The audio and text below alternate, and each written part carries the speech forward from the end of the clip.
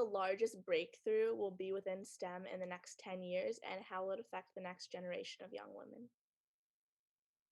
Oh man, that is a very big question. The one that isn't with that's within my realm of, I guess, understanding these days is crypto.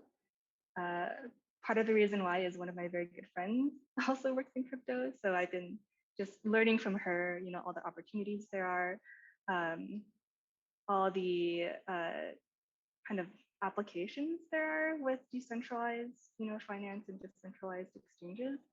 So the way that I see it now is kind of a wild, wild west in the crypto and like NFT territory, kind of like the early internet where you had GeoCities, you had Zynga, everybody's out there building for themselves, but nobody really has an idea of what's going to happen. And kind of like how GeoCities, Zynga, MySpace eventually, like converged into like the Facebook, Reddit, whatever we have today, there will be something similar, I assume, in the crypto space. But right now we are at like the very, very beginning. So there's a lot of possibility to build something and explore.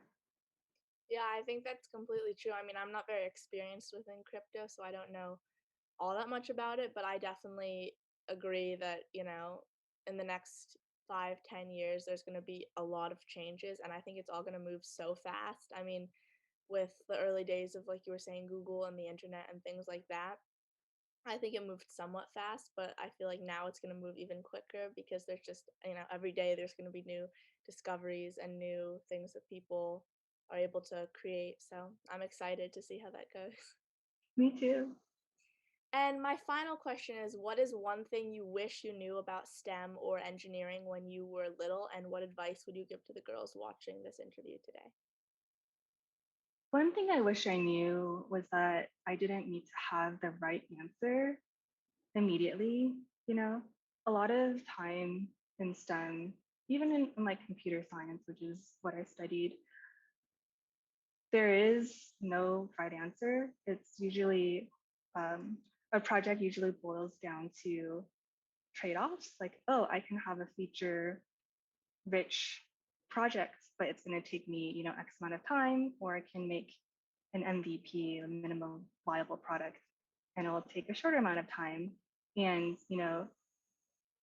when push comes to shove, there is no one project that will satisfy all of the requirements because your requirements are kind of presented as a choice. So I guess this is one thing that is different from what we experience in class, where you submit a piece of code, it's either right or it's wrong. Um, Nowadays, it's usually you really try to understand what's being um, asked of you, and you have to kind of prioritize what to focus your time on. Yeah, I think I agree with that. I think that's good advice, not only for STEM careers, but just in general. I mean, it's all about where your priorities lie because chances are you're not going to have time to do every single thing you ever want to do.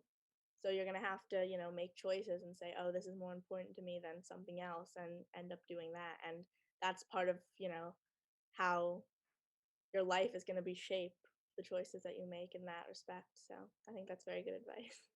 Yeah, it's better to have a very robust, thought out process that you're very comfortable with than to have the right answer, like immediately. Hmm. No, I agree.